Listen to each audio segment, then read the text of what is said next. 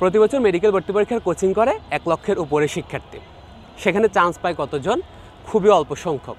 প্রতিটি coaching centre যখন তোমাকে বলছে যে আমাদের এখান থেকে 5,000 শিক্ষার্থী চান্স পাইছে, মনে রাখতে হবে ওইখানে কিন্তু 50,000 শিক্ষার্থী কিন্তু অ্যাডমিশন কোচিং করেছে, বাকিরা তো চান্স পায়নি। এবং আমি কোচিং সেন্টারে বর্তমান সিলেবাস দেখেছি, খুবই সামান্য পরিমাণে লেকচার, আগের মতো ট্রেডিশনাল 50 মার্কের এক্সাম এবং ইংলিশ জিকে 4টা এবং 2টা মোট 6টা ক্লাস শেষ। অর্থাৎ তোমার চান্স তোমাকে পেতে হবে। তুমি যদি প্রিপারেশান না রাখো, তোমার যদি এইচএসসিতে ভালোভাবে পড়া না থাকে, তোমার যদি সব কিছু গোছানো না থাকে, তুমি চান্স মিস করবা। এবং এটা কেউ জানে না।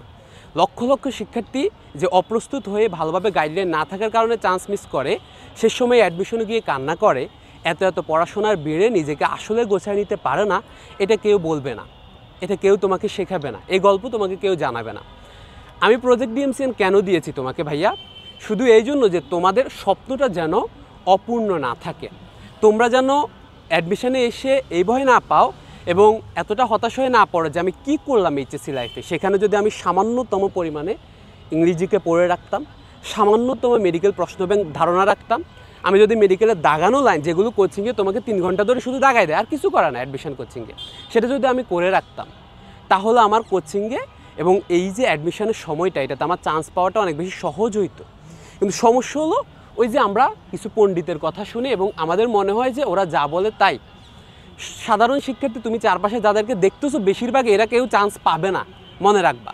সো এই জন্য এরা কি করছে, এরা কিভাবে পড়ছে, ওই ট্রেডিশনাল ওয়েতে ভাইয়া শুধু ম্যাথ করাই দেন, শুধু এইচএসসি 2 লাইন পড়াই দেন, শুধু সিলেবাস শেষ করে কোনো মতে টেস্ট পেপার পড়ে এইচএসসি পরীক্ষায় বোর্ড পরীক্ষায় বসে A+ পাবো, ওই চিন্তা বাদ দিয়ে দিতে হবে।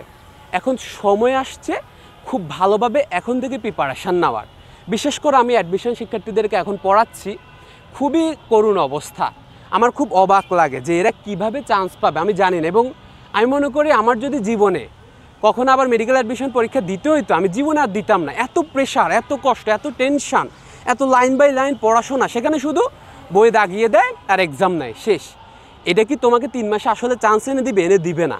তোমরা যাদেরকে চান্স পাইতে দেখো, এরা আগে থেকে পড়ুয়া, এরা আগে থেকেই অনেক অনেক অনেক বেশি সিরিয়াস ছিল, এরা আগে থেকেই কলেজ লাইফে কিছু না কিছু পড়ে আসছে, সেই কারণে 3 মাস পরেও চান্স পেয়ে গেছে। এখন তুমি কি নিজেকে অত মেধাবী শিক্ষার্থী মনে করো? তুমি কি মনে করো যে তুমি 2 বার পড়লেই তোমার সব মুখস্থ হয়ে যাবে? তুমি কি মনে করো তুমি এত মোটা সিলেবাস শেষ করে ফেলতে পারবা? ইংলিশ জিকে এখন জিকেতে আন্তর্জাতিক যুক্ত হয়েছে, ইংলিশে পুরো সিলেবাস, অর্থাৎ বিসিএসে যে পরীক্ষা তোমারও সেই পরীক্ষা ইংলিশে। এত বড় কিছু কি তুমি করতে পারবা? উত্তর হচ্ছে তুমি পারবা না, সত্যি কথা তুমি পারবা না। এজন্য সে সময়ে এসে আমাদের কিছু করার থাকে না, সে সময়ে এসে আমাদের তোমাকে কোনো সাহায্য করার সুযোগ থাকে না। ভাইয়া প্রজেক্ট ডিএমসিএনে তোমাকে এখন থেকে ছোট করে পড়াচ্ছি, এখন থেকে দাগানো লাইনগুলো দিচ্ছি, এখন থেকে সুন্দর করে গুছিয়ে দিচ্ছি যে ভাইয়া তুমি সুন্দর করে গুছিয়ে গুছিয়ে পড়াশোনাগুলো করে ফেলো যতটুকু পারো। এখন থেকে কোচিংয়ে প্রশ্নগুলো প্র্যাকটিস করে ফেলো যতটুকু পারো। মানুষ হাসবে যে এখনই সব, মাত্র কলেজ শুরু করনি, তাতে কি হয়েছে? তোমার দরকার হচ্ছে যে ভাইয়া আমার জন্য কোনটা গুরুত্বপূর্ণ, আমার চান্স পাওয়া গুরুত্বপূর্ণ, এটার জন্য আমার যা যা করা দরকার সেটা আমি এখন থেকে করতে কি সমস্যা? শেষ 3 মাসে পরে উল্টাই ফেলবো, এই চিন্তা না করে আমি যদি এটা চিন্তা করি যে আমি এখন থেকে অল্প অল্প করে পড়বো, এখন থেকে অল্প অল্প করে প্র্যাকটিস করব, এখন থেকে শিখবো, এটা আমার জন্য কত সহজ হয়ে যায় না? যে শিক্ষার্থী অ্যাডমিশন দিচ্ছে ও মাথায় কত বেশি টেনশন আছে যে ও কান্না করে করে পড়তেছে দিন শেষে, তাই না? ও পড়তেছে টেনশন, আর তুমি পড়বা রিল্যাক্সে। দুইটার মধ্যে পার্থক্য আছে।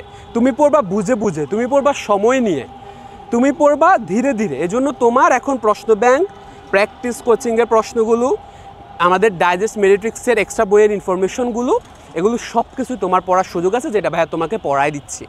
কারো কথায় কান্না দিয়ে একটা কথা মনে রাখবা, চান্সটা তোমাকে পেতে হবে।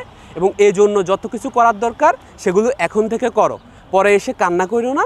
তোমার চান্স পাওয়ার দায়িত্ব কারো না। যে কোনো ভাইয়া যারা তোমাকে পড়াচ্ছে, আমি তোমাকে পড়াচ্ছি, দেখো আমি চান্স পেয়ে গেছি, সো আমার কোনো টেনশন নাই তুমি চান্স পাবা কি না পাবা, অন্যান্য শিক্ষার্থীরা পাবে। স্বপ্নটা নষ্ট হবে তোমার।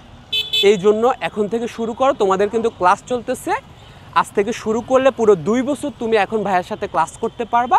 এবং আমি মনে করি এখন থেকে যদি একটু গুছিয়ে গুছিয়ে অল্প করে প্রিপারেশন না, শুধু গাইডলাইন ফলো করতে পারো, শুধু এক্সাম দিতে পারো, শুধু প্র্যাকটিস করতে পারো, তোমার চান্স পাওয়ার জন্য এটা যথেষ্ট। এটা অনেক অনেক অনেক বেশি হেল্প করবে, যার প্রত্যেকটা মূল্য তুমি মেডিকেল অ্যাডমিশন কোচিংয়ে গিয়ে বুঝতে পারবা। যারা এখন দিচ্ছে তাদের গল্পগুলো শোনো, দেখো তারা কীভাবে প্রিপারেশান নিয়েছিল, তারা কীভাবে এখন থেকে অল্প অল্প করে গুছিয়ে গুছিয়ে পড়ছিল। দেখা হচ্ছে প্রজেক্ট ডিএমসনের ক্লাসে ভর্তি হতে আমাদের যে নাম্বারটা আছে এটাতে মেসেজ করো।